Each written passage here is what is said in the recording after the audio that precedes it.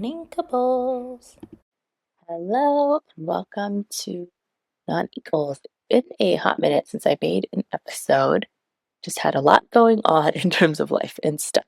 But now we are back and practicing and things are happening. So since the last time I made an episode, Reign of Jafar has been released. We played in some sealed tournaments and then we played in the Gamelandia Pro Play Summit. What's it called? Gamelandia Lorcana Pro Play Summit Qualifier. That was just this past weekend, and I did win. I got a trophy like that. Says Pro Play Qualifier first place, Lorcana Reign of Jafar. It is definitely some kids like a trophy because on the other side it says Kearney Moto Park second place, and it has like a kid's name on the bottom with like probably the date that they won. But it's mine. And then it's part of being in the top 16 in the tournament, and I think there were only 14 people, so everyone got this. But you got a, look at that, Pacific Telefona. It has like, oh, it's upside down, my bad. Play area equal, and it says Texas 2025, which is what we'll be playing in July. And then for, I think, top 4, you got sleeves, and then for first place, the sleeves are black. These are dragon shields, which I don't really use, but whatever, free sleeves. Okay, so much to talk about since the last time we played, or last time I made a podcast. Since the last time, I have made another foil mat. Here we go. It is the We Are Immortals mat from last set. And so I foiled out. I feel like if I let it do this, it shows up better. But I foiled out basically all of the stripe parts and then his helmet. And then the little like Minority Report-esque symbols and the things around his fingers. So that is my newest mat. And then I think I figured out how to make the lines better. I think I just need like a higher quality photo. And so more mats to come eventually. So let's see. Let's rewind back to, I did actually, so the first week of release, I didn't make a podcast because I was just too busy. And then the second week I did make one, but it was like very short and I thought it was like not very interesting. And so I never posted it. And so we're kind of doing a combined thingy here. I'm going to try to be better and not have that happen in the future, but we'll see. Okay, so we played on the Friday of release. Okay, so Friday was release day at the game shops. I ended up buying a case from Games Martinez. They originally had advertised like pre-sale. It was like $125 a box. And then when I went to go buy it, they said because it wasn't pre-sale anymore, it was actually like $140. But like a lot of places in our area were having distribution problems. Like normally I buy from DBY and they didn't get any product because kind of like a mix-up. I think Destine also didn't get anything. Games at Berkeley only got 2 cases.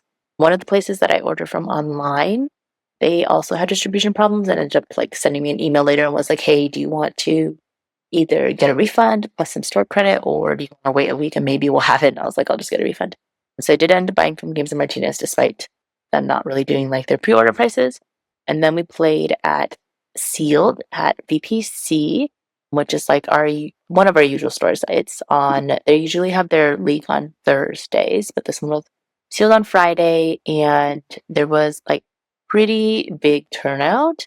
I would say usually for a league there, we get maybe 8 people, like 6 to 8 people. But I think that day for Sealed, we got like 20 people. Something crazy. It was a lot. And I remember, let's see, what cards were good when I played Sealed. Vincenzo was really good. And someone was able, so the fun thing about VPC is they also give you promo cards and you can use the promo card in your Sealed. So everybody had pulled a lever as part of their deck. And then someone was able to pull the lever, wrong lever, my card. I think I had the shift line for Captain Hook into the shift Captain Hook. And then I was so proud that I'd shifted it because it was like there was only one of each in my deck. And then it got pulled the lever wrong, the lever by June. I was like, no, I was so excited. And then in between VPC on Friday, and then we played another Sealed at Phantom Itch on Sunday. Brian has sent me a video to watch about like Sealed for Reign of Jafar specifically. So I watched the video and it was like, oh, these are the cards that are good, right? And then I was like, oh, well, I didn't get any of those cards at VPC. And then when we played Sealed at Phantom, I was like, oh, I still didn't get any of those cards because they were all like legendary or super rare or rares. So I think in the future, I will probably make a video about sealed and how to pick cards, but I'll only use common and uncommon as examples because that's the kind of luck I have. Okay, so that was that week. And then the week following, I don't think we played in anything. I just had like too much work stuff going on. And then also, which I'm trying to reduce. So I think I've talked about it before on this podcast, but I've leadership too hard and leadership into like, I would say like lower middle management. And I feel like that is the most work, least amount of pay. And so I'm gonna step back because I don't need to be doing leadership. Also, you know when you like see dumpster fires that are gonna happen and you try to help prevent them and then you just get ignored? I feel like that's been going on and like I'd rather not know that the dumpster fire is gonna happen. Yeah. So stepping back. And then I can spend more time doing fun stuff like Lorcana. And then, oh, the other thing that happened was that Ravensburger finally like released all of their Gen Con events. So Gen Con events went live a while ago, but like Ravensburger's always a little bit behind. At least I say always. They were also behind last year. So this year they finally released everything. And I signed us up for probably, honestly, too many. I think the general consensus of people is that you shouldn't sign up for more than 3 events a day. And I have definitely signed us up for as many events a day as possible. Just because I remember last year, like we tried to sign up for stuff and everything was full. And I was like, oh, I have this time that I could be spending. And also, like, I don't have, I guess, that much interest in playing other stuff per se. Like I don't have that much interest in learning too many other games, I suppose would be the right way to say it. Like I just want to play I just want to play Lorcana and maybe a few other things. And so for Gen Con, they have some new things that they haven't done before. One thing is called Collector's Quest. And it's basically like they say that you're going to get quest sheets that have 6 cards from either a Disney film or story. And then you get 3 booster packs. And then you will look through your booster packs to find the cards that you have that are on your quest sheet. So kind of like a scavenger hunt. And then you trade with other people so you can get all 6. And once you get all 6, then you get like the Anna Icebreaker promo card. And so for that one, I signed us up for like a bunch of the first chapter ones. And then for Lorcana, we're also doing like core constructed and sealed, the usual, but they're also going to have triple deck constructed, which is a format that they had talked about for Worlds. So with triple deck constructed, essentially you make 3 decks that cover all 6 ink colors. And then it's going to be 3 rounds, 15 minutes each. And then I think like your opponent gets to pick one deck that they don't play and you play with the other 2 decks randomly. I'm not quite sure. I have to read up on the rules before I go. But I'm excited to play that. And then what else are we doing? For Lorcana, we're also playing in 1 starter deck chaos. So this is how I won a mat last time. But basically everyone gets a random starter deck and then you can use the booster pack in the starter deck to alter it and then you play based on that. It really does depend on which starter deck you get, but I thought it was fun. So we'll play that. Also at Gen Con, so non-Lorcana things, we're gonna learn to play Union Arena. We're gonna learn to play the new Gundam game. We're also learning to play a game called Riftbound, which I think is like League of Legends trading card game, maybe. And then a game called Root RPG. Oh, we also signed up to do a pairs speed puzzling competition. Brian and I are not speed puzzlers. I would say I do a fair amount of puzzle, but I don't think he does that many puzzles. But we will watch maybe some videos on how to speed puzzle before we go, or maybe the morning of, or day before. And then we'll see. I mean, I feel like it'll be fun. We're also playing a game called Isomer Chemical Connections, and he's a material science PhD slash, knows chemistry, does chemistry stuff at work, and so maybe that'll give us an advantage. And then we're also going to play in a game called Koi. I just thought it looked cute. We're also taking some dance classes like swing and salsa and foxtrot. And then I signed up for a burlesque class just to see what that's like. We'll see. So yeah, I spent a bunch of time planning out Gen Con because you have to make sure you have like enough time based on like the start time and how long the event takes, that you have time for stuff. And then I left a bunch of time on, I didn't leave a bunch, but I left some time on the Friday to kind of go shopping. Because I remember we went shopping on like the Sunday and everything was already sold out. So hopefully earlier in the week, more things will be available. Okay, so this past weekend, we played at Gamelandia for this Pro Play Summit qualifier. It was on Father's Day. Luckily, Brian is the father in this situation and he's okay with playing. And so we went to go play. We've never been to Gamelandia. It's really cool. It's like on the corner and there was like a farmer's market going on ahead of time. We walked around there for a little bit and then the actual store with all the stuff is like looks like a normal game store. And then like at the end, it's like the counter, like the cash register and stuff. And then there's like a space behind that is really big with like multiple rooms for event. And then also like really clean bathrooms and like a separate men's and women's bathroom. And I don't know about the men's, but the women's bathroom had 3 stalls and it did not smell like a bathroom. And their soap was not like the regular, like industrial pink soap. It was like a white pearly soap, but it smelled really good. So I was already impressed by that.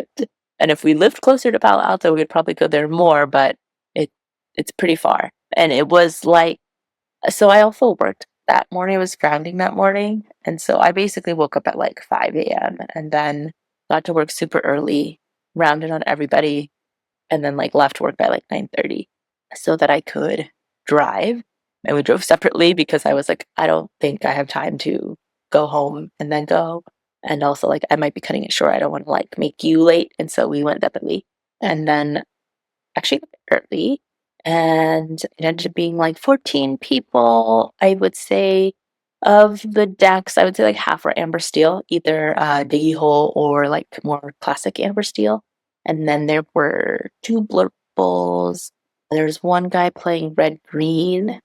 What else I think there was 1 red blue. And I took Diggy Hole and I tacked in last minute 1 Vinny, which ended up not working and not doing anything. So I'm taking it back out. So I traded 1 Vinny for 1 Rapunzel. And then Brian took green steel. I think there was maybe another green steel question mark. But yeah. So first round, let's see. Okay. First round, I got lucky and my opponent got unlucky in that my opponent turn 2 all of a sudden went, I gotta go throw up and ran and ended up throwing up in the hallway. Didn't make it to the bathroom and then ended up dropping. And so then I got the win, which I mean, very unlucky for them, but easy for me. And then, so I kind of watched the people next to me play while I was waiting to see if he was going to come back or not. And next to me, it was a Blur Bowl versus this red green that was like very aggro. It was like, curse merfolk, curse merfolk. At one point, I looked over and he had like 2 rows of characters and like was playing like Sazu, which I've never seen anyone play, and like Sergeant Tibbs. And he was also playing Fang, the location. This is like a very home brewed type deck. I think they ended up drawing. It was best of 2. It was originally going to be best of 3, and then like the organizer couldn't make Melee do the thing to make it best of 3. It would like only let him do best of 2. So he was like, okay, I guess we're doing best of 2. Yeah, so that was my first round. I got a free win essentially. Round 2, I played Chris, who was playing Blurple, and I lost 0-2, and it was so close. So the first game, I was on the play. I'm playing Diggy Hole, so I'm aggroing, right? I am at 17 lore. He is at 1 lore. So I literally just have to get 1 character to stick and quest. Or after, well, okay, so I was at 17, he was at 1. Then I got to 19. He was at 6. So I just had to get 1 thing to stick and quest. And he ended up having 3 Hades and played 3 Hades in a row and ended up winning because of that. I think prior to that, he had like an Elsa that exerted my character, so that didn't stick. And then he just went Hades, Hades, Hades. And so I lost. And then the second game, I was on the draw and I lost.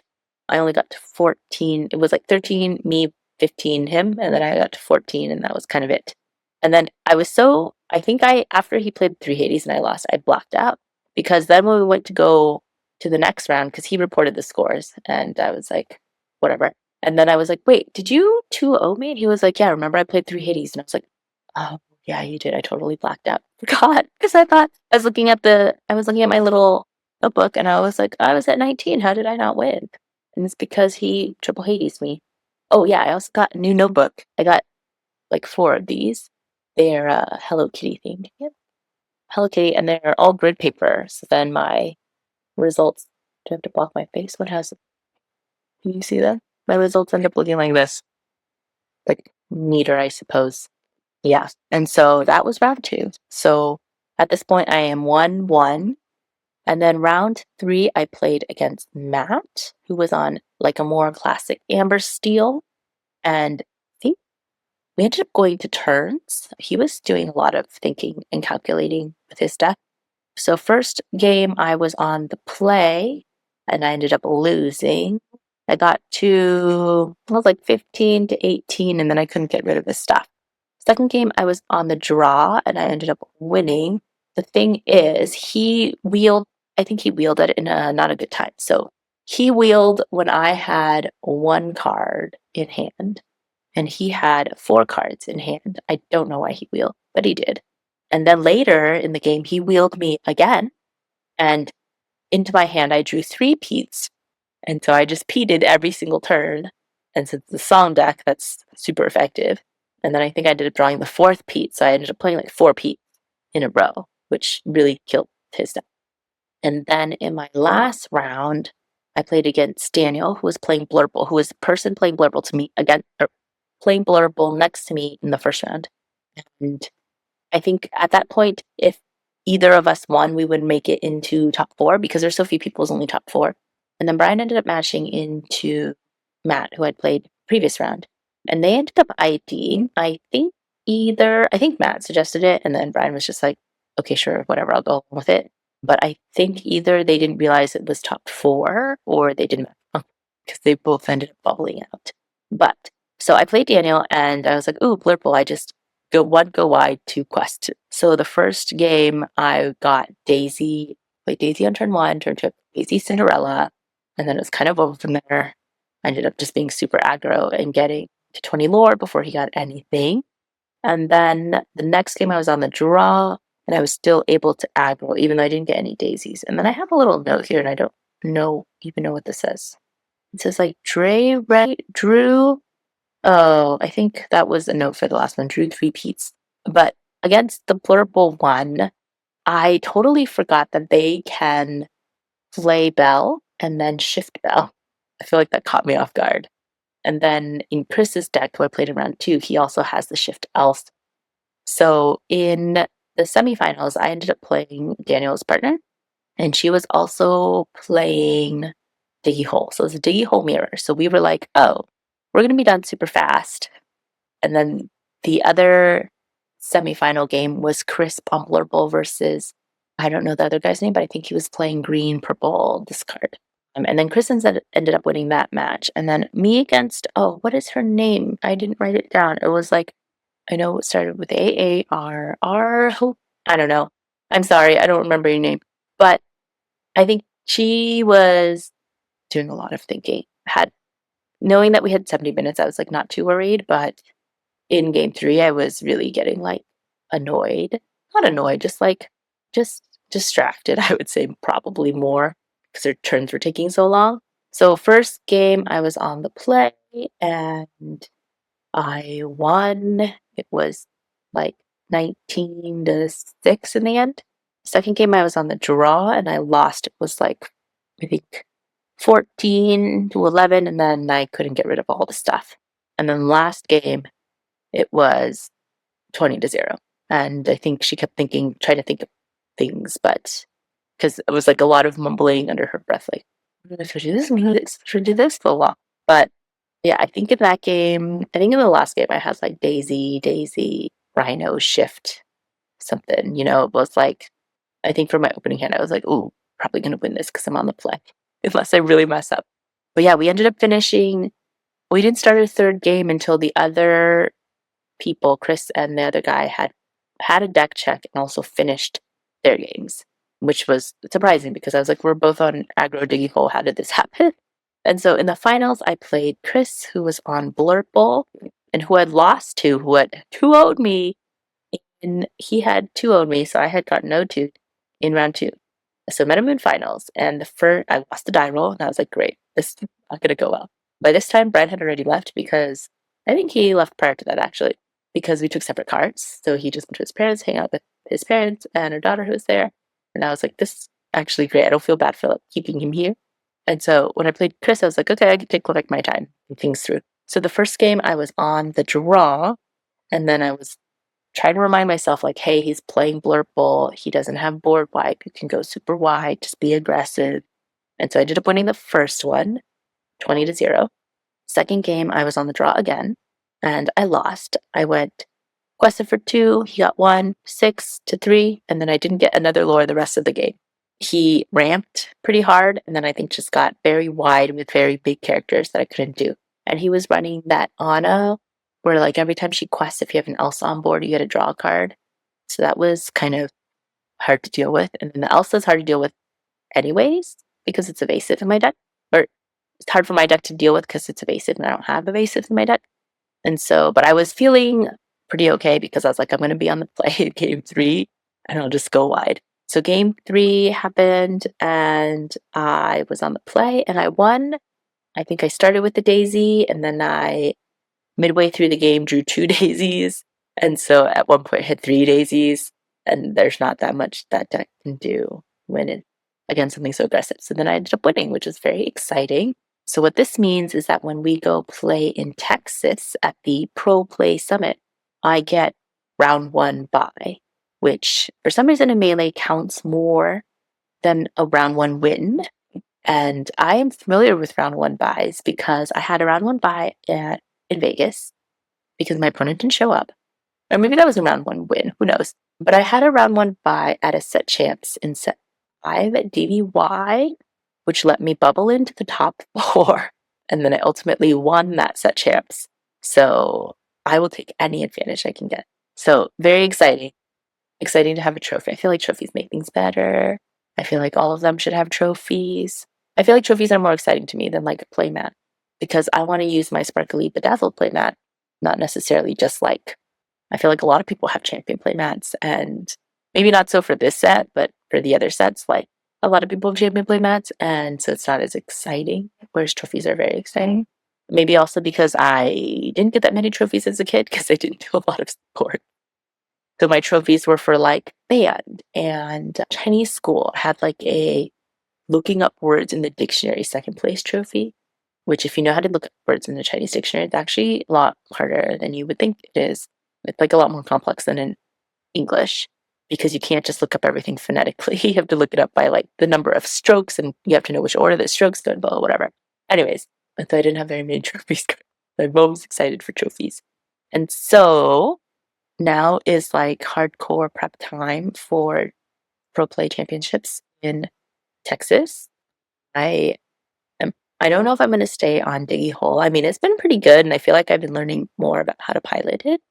But like Brian's playing Green Steel, so I did try that today. But I kept losing against Ink Table Diggy Hole, which is like maybe I'm just playing the deck wrong.